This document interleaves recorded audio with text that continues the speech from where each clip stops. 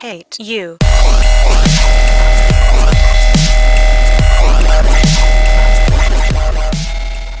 Hello, it's Mainoblivion here, and I've got some news about the upcoming DLC for Skyrim, Dragonborn. It takes place in Solasum, that it is in Morrowind, but I am unhazy and a little bit unsure whether or not you actually do get to go to Morrowind.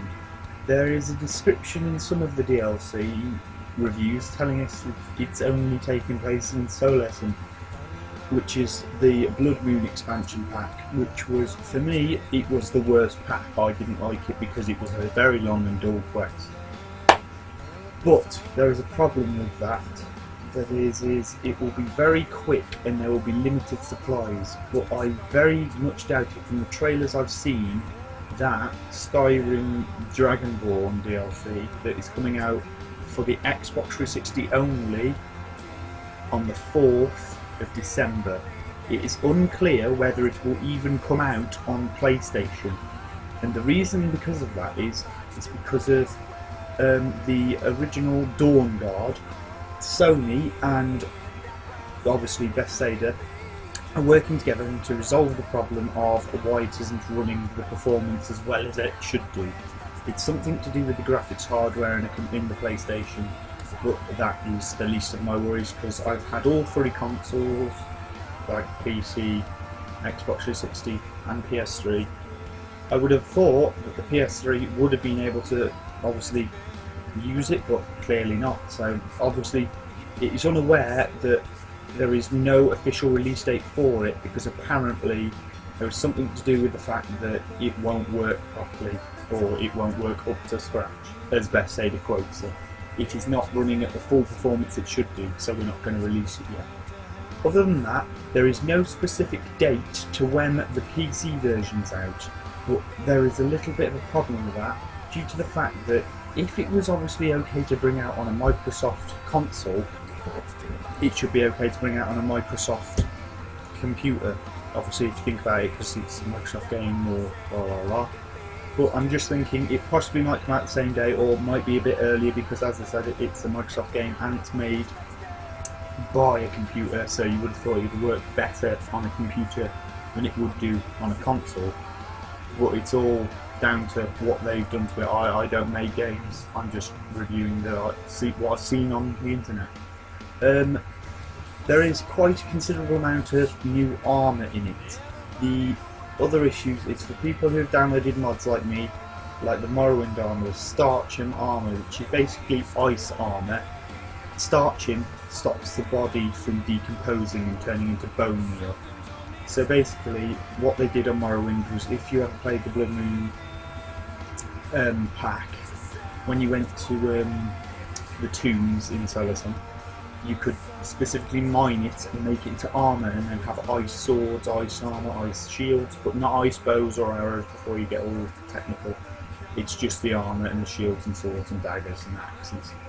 But the problem was that that was it, and what we've done now is on that it's changed. Obviously the Starchim is an actual mod now, so we're worrying about conflictions and we're trying to sort the errors out and things like that, because it might conflict seriously with some mods. I've not played Heartfire yet because it's conflicting with my game and I don't know why, and I've got a mod for a house, so I don't really need it. I played Dawn Guard. Dawn Guard wasn't that good, other than the fact you got bow and arrows. There will be, I'm assuming, and this is because I'm a Morrowind fan and I've already played Morrowind to death, there will be some new crossbows. Now, for people who are like, no, crossbows are good, yes, I agree with you, but I like bow and arrows myself, but there possibly might be some, there possibly might not be some. I haven't heard anything about them. I know there'll be the Starchim armour, there'll be High Ordinate armour for the people that are clearly loving the Dark Elf race as I am. And that's looking quite mystical and mythical. There might be some conjured armour, I'm not too sure. Other than that, the Alderun houses, the ones that were made out of the massive creature that fell in the original ones, they're going to be built out of metal now, so they look quite stylish as well. I'm slightly worried about it being the worst out of the bunch. Bethesda have a way of making people get really excited for something and letting them down via with bugs, issues, or generally the DLC is about done in 10 minutes or is very poor. What I'm hoping is that that when it's completed it will be absolutely fantastic and everything will be working on it straight away. So I'll be back in 2 minutes as a final and it's driving me mad. Hello, I'm back. I think I killed the fly. I hit it on the wall and it's just disappeared. I don't know where it is and just accepted it's dead now. But it's gone. What are we saying? Yes. Bethesda have an awful ability to ruin anything that they've made. I don't know what their reasons for it exactly are. About just going, made something great, then we'll go back and ruin it. People make their own mods of this. Like, I'm not too sure if it's illegal. I'm not too sure if it's legal or illegal because you're not asking permission or they're asking permission, you're not allowing them to do about something about having both games in one. Such as I've played Mainoblivion, which is Oblivion graphics with the Morrowind storyline, which is it's just brilliant. I love it. I can't get enough of it. I'm hoping that I've seen a mod and it's called Skywind. And obviously you can tell Morrowind, Skyrim, Sky for Skyrim, Wind for Morrowind. And they're putting Cyrodiil in as well, which is the Imperial City and all sorts like that. So we're talking about 3 games in one here. Now that sounds a lot better than the DLC, but I'm going completely off track here. All I wish is that I'm hoping as a official Elder Scrolls fan and a major Oblivion and an even more so Morrowind fan, that they do not fuck it up, because if they fuck it up I am never going to buy another Elder Scrolls again, because I have given my time to them quite considerably. Oblivion was good and Morrowind was good, but then they started letting themselves down with going into things like Brink, or let me just think. Fallout was good. Fallout 3 was good actually. Fallout New Vegas was good, other than the fact that you crashed every other 10 seconds of the minute of the day. So you turn it on, you load up, you're like, yeah, got a gun.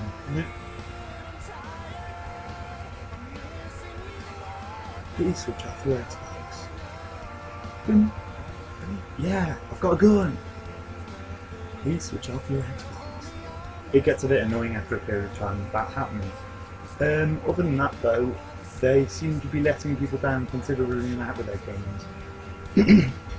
All I'm asking is that they sort the patches out and all the sorts. We should be getting a lot of the old armour out of Morrowind. That's all I've got. The information I'm receiving is there's going to be blatantly a new Dragon Priest outfit and mask. Definitely the mask, I'm assuming. Other than the fact that if it dies, you're just not allowed to have it.